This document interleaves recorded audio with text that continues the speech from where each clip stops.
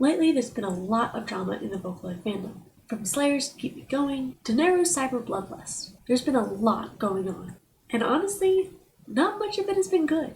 I've been in the Vocaloid fandom for over 10 years, and I can't help but feel that the fandom has never looked worse. From racists to gooners, elitists, LARPers, and everything in between. The community feels almost unrecognizable to what I remember. The fandom used to be filled with unique, creative people who were weird in the best way. But now that Vocaloid has gone viral, I can't help but wonder if we're starting to attract the wrong kind of people. Did Vocaloid becoming mainstream ruin the fandom? Or is something else going on? Chapter 1. The Vocaloid I Remember. I joined Vocaloid in around 2014, and the internet looked a lot different back then.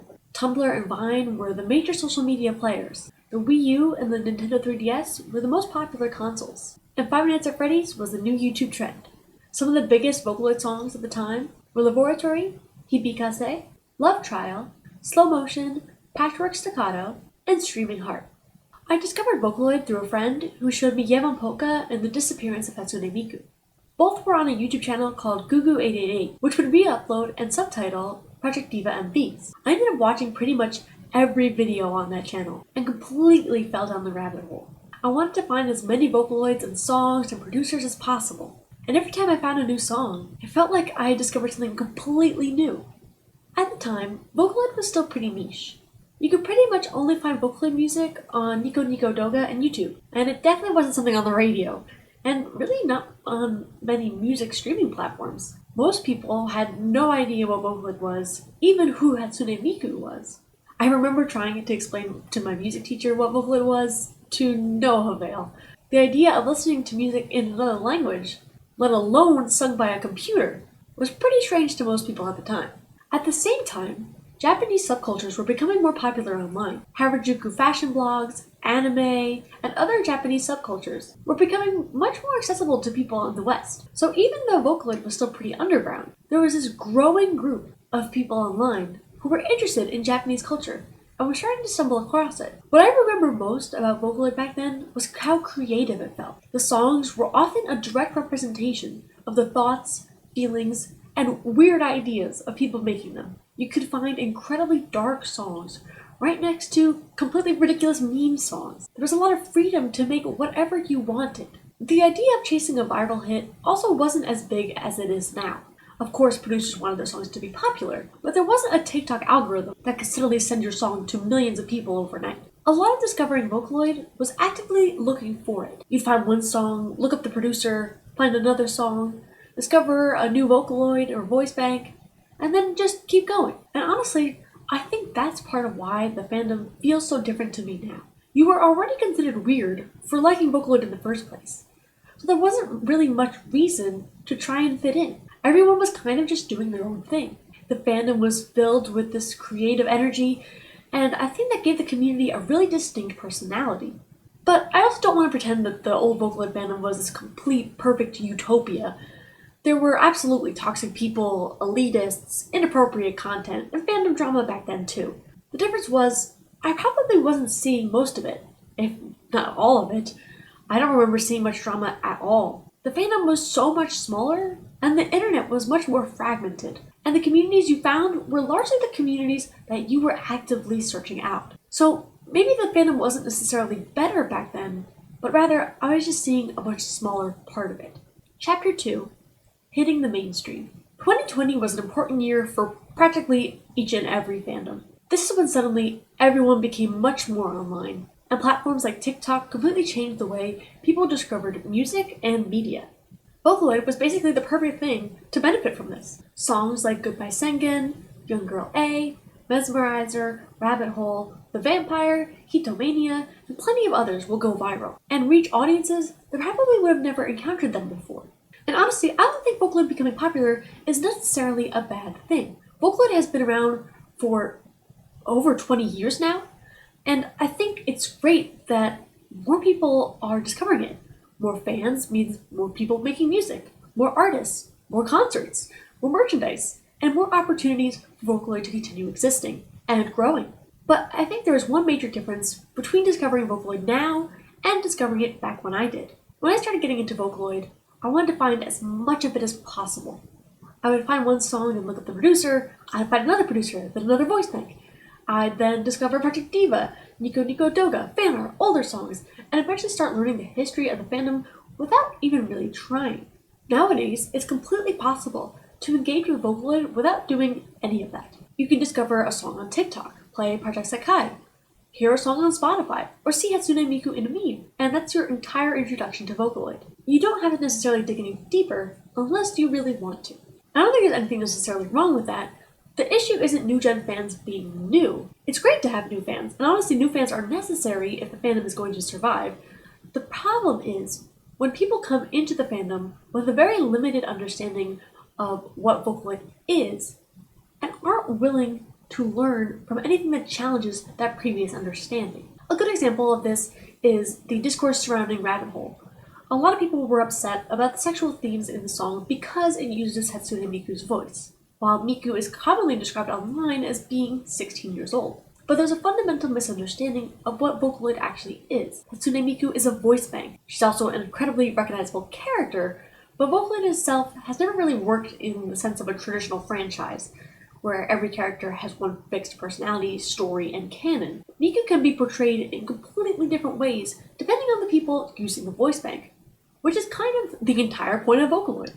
You can absolutely dislike a song that someone made with Vocaloid. That I will not argue, and I will not take that away. You can find a song uncomfortable or think a particular depiction of a character is weird, but it doesn't necessarily mean that the creator is violating some universal Vocaloid rule, because there really isn't one. Now, there are obviously more complicated conversations when it comes to voice banks based on children and using children's voices, like Kaiyuki and Oliver, because they were created from children. But Miku and other Vocaloids aren't literal people. They're software and instruments that can be used in a huge variety of ways. And I think that's where the mainstream era starts getting complicated. The problem isn't that new fans don't know everything. Nobody knows everything when they first join a new fandom. The problem is the way people discover Vocaloid now makes it very easy to participate in the fandom without ever learning much about its history. You don't have to go looking for Vocaloid anymore. The algorithm finds you. And when millions of people are being introduced to a fandom that's been around for close to 2 decades through viral songs, TikToks, memes, rhythm games, you're inevitably gonna end up with people having completely different ideas of what Vocaloid even is. Chapter 3, A Fandom in Fragments. Now, here's a new question that I present to you. Is there even one Vocaloid fandom anymore? An argument can be made that the Vocaloid fandom is actually several different fandoms kind of stitched together like Frankenstein's fandom monster. There are old gen fans, Project Sakai fans, Project Diva fans, Utao and Synth V fans, MMD fans, fans of individual producers, fans of the characters, and of course, the Vocaloid creators themselves. The problem is that these fragments aren't always communicating with one another, and we don't have a unified understanding of what the Vocaloid fandom even is. Everyone is experiencing a different version of the same fandom, and sometimes it feels like we're speaking completely different languages.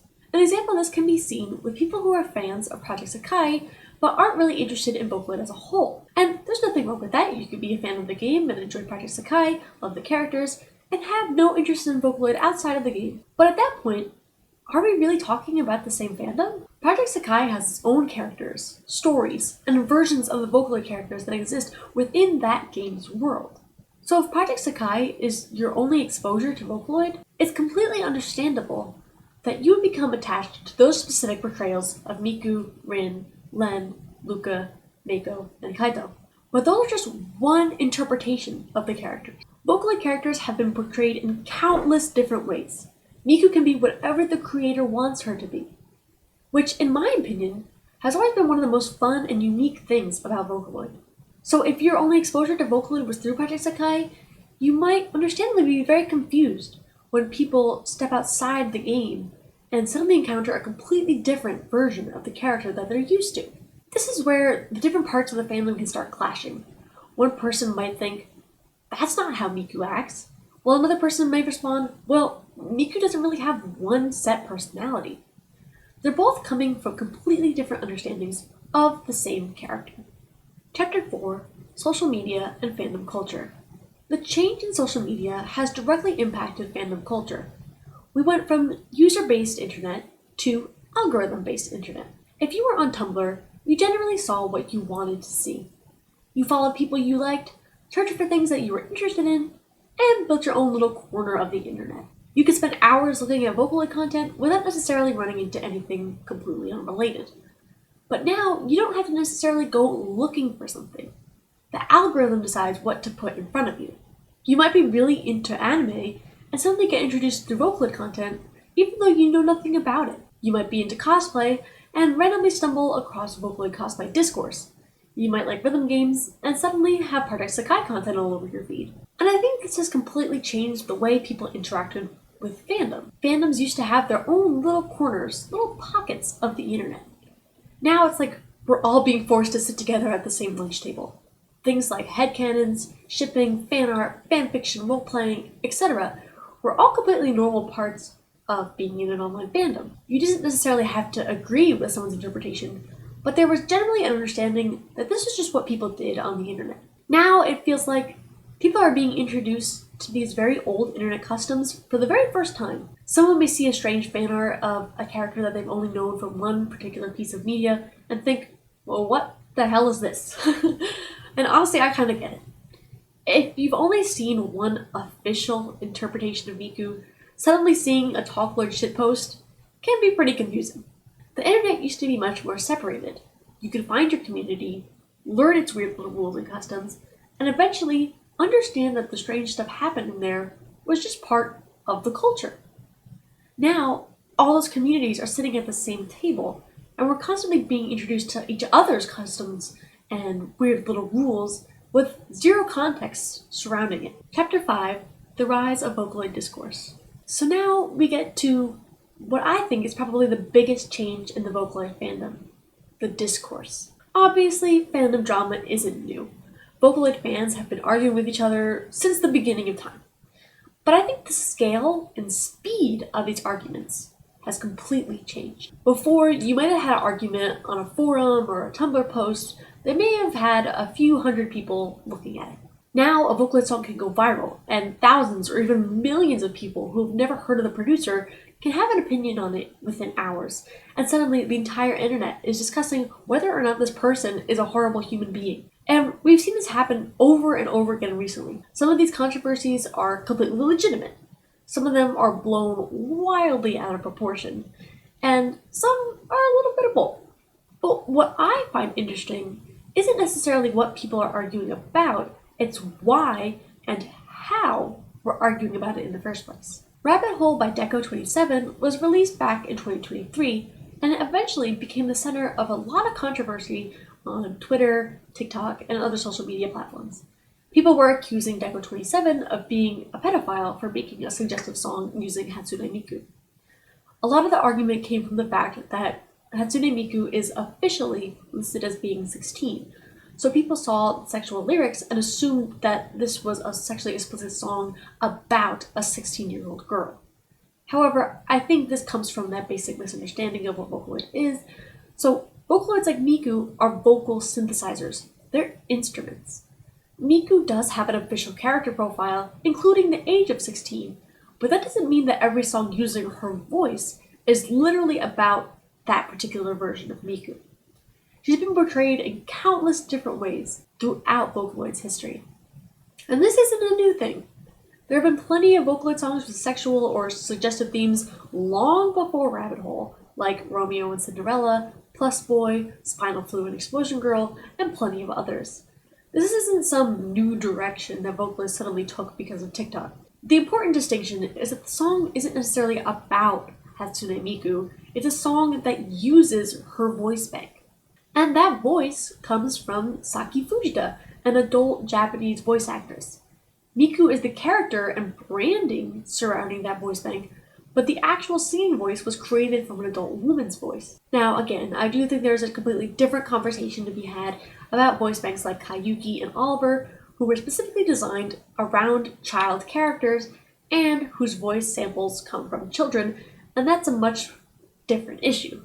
But with Miku, I think the bigger problem is that people are approaching Vocaloid like it's a traditional fictional franchise, where every character has one canon personality and story, but it's not. And then we get to a much more serious example. Recently, the artist Slayer released Keep Me Going, which samples Jamie Page's song Bird Brain, featuring Kasane Tato. But before we talk more about Slayer, I think it's important to establish something, which is Vocaloid and hip-hop and rap crossing over isn't new. This isn't the first time that this has happened.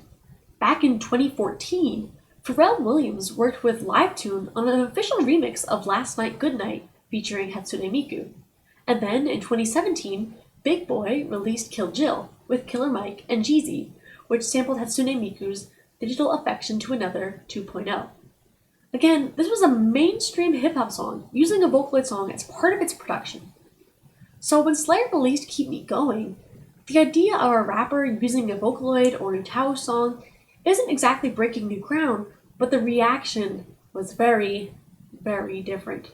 Some people in the Vocaloid community started making really racist comments about Slayer and Black people in general, with comments reducing the music to stereotypes about Black culture and hip-hop.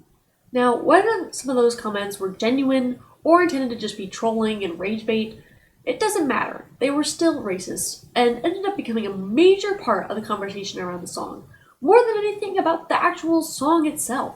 The response was so serious that Slayer reportedly stopped performing the song because of this backlash. And this is where I think the internet has caused a really strange problem for fandoms. Imagine that you're someone who has never heard of Vocaloid before. You hear a rapper you like sampling a Vocaloid song. You get curious, and you decide to look into this weird Japanese music community for the very first time. And your first impression is just racism. That's awful. It's not because every single Vocaloid fan is racist. Obviously they aren't. But because social media doesn't really give you a representative sample of the fandom, it just gives you whatever gets the most attention. And if the first thing you see from a community is a bunch of people making racist jokes, that's gonna negatively affect how you perceive everyone else in that fandom.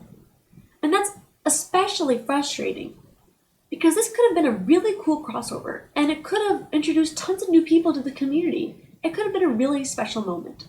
But sadly, that just wasn't the case. And it's truly disappointing, and I feel bad for everyone involved, including Slayer and Jamie P, and the Black Vocaloid community. It truly is an awful situation that I wish never happened. And finally, we have an example that's currently happening as I'm making this video. The producer Neru recently returned from a long hiatus with a new song called Cyber Bloodlust. And instead of the Vocaloid community getting to celebrate the return of this beloved producer, a huge portion of the conversation surrounding the song immediately became about one part of the lyrics. The chorus uses the word finna, which is associated with African American Vernacular English, or AAVE. And people immediately started to debate whether Neru's use of the word was inappropriate or culturally insensitive. Now, I want to be careful here because there's a legitimate conversation to be had about AAVE and cultural appropriation. I'm not Black, so I'm not going to sit here and tell Black Vocaloid fans how they should feel about this issue. But what I do find interesting, and what I can speak to, is what happened to the song itself. Instead of people talking about the music, the production, the lyrics as a whole, or the fact that Neru had returned, the conversation became almost entirely about this one word. And now, as of August 14th, Neru has actually removed Cyber Bloodlust and addressed the controversy himself. In his statement, written in Japanese so that he could better explain himself in his native language, he explained that he came across the word finna while using a thesaurus. And during the songwriting process, he liked how it sounded and the rhythm fit with the song. He also acknowledged that this isn't excusing ignoring the cultural history behind the word, and he says he takes full responsibility for his choice. Neru plans to revise the lyrics and eventually repost the song. And honestly, I think this is a much more complicated issue rather than just saying Neru did nothing wrong or Neru is a racist. Because I don't think the interesting part is even whether or not you think the use of the word was inappropriate or not. The interesting part is how quickly the internet turned a brand new Vocaloid song into a controversy. Neru hadn't released a new song in years. People had been waiting for him to come back. And now, instead of the conversation being about his return, one word became the entire story. This is what I mean when I talk about the rise of Vocaloid discourse. Fandom used to be much more focused on discovering and sharing the things you liked. Now, it feels like every piece of media comes with a conversation about whether or not you're even allowed to like it. And social media makes this happen incredibly quickly. A song can be released in the morning, people can start arguing about it in the afternoon, and then by the next day, the creator is responding to a controversy that probably didn't even exist when they woke up. And I think that's a really different kind of fandom culture from the one I remember. Because when everything becomes discourse, sometimes the actual art gets completely lost. And honestly, I hope that this doesn't discourage Naru from making music again. He had just returned from his hiatus, and regardless about how you feel personally about the lyrics, I don't think anyone would want this to be the thing that pushes him away from creating ever again. Now, criticism is part of being a creator, and I think it's completely fair to discuss the choices an artist makes. But there's a difference between criticizing someone's work and making them feel like returning to the community was a complete mistake. And that's something I worry about with the current state of the fandom.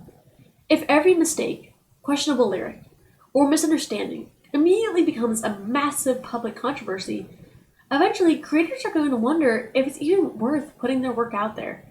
And that's something I really don't want to happen. I love Vocaloid so much, and I believe so much in its mission to connect people through the power of music and through freedom of expression. I'm genuinely so grateful for the revival that Vocaloid has had over the past few years. Seeing so many new people discover something that I've loved for over a decade is really special. But at the same time, I worry about the modern state of the internet and how that reflects on our community as a whole. I want the Vocaloid community to be a place where people feel free to express themselves, their creativity, and their ideas. I want people to learn from each other, experience different cultures, and hopefully become more empathetic through music. That's what I think makes Vocaloid so special.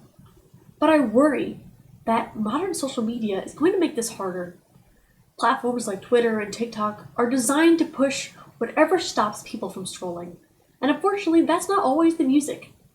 You can spend hours scrolling through Vocaloid content and somehow see more people arguing about Vocaloid than actually talking about the music. And I think that's a real shame. Because at the end of the day, that's why we're all here in the first place, the music. But that's just my experience. I'm curious to hear what you all think. When did you first get in the fandom? And do you think Vocaloid becoming mainstream has changed the community for the better or for the worse? And if you enjoyed the video, consider subscribing. I make videos about Vocaloid, gaming, and internet culture, and I'd like to have you be part of our Shadow Sprite community. Thank you so much for watching, it really means the most. So long my Shadow Sprites, till we meet again.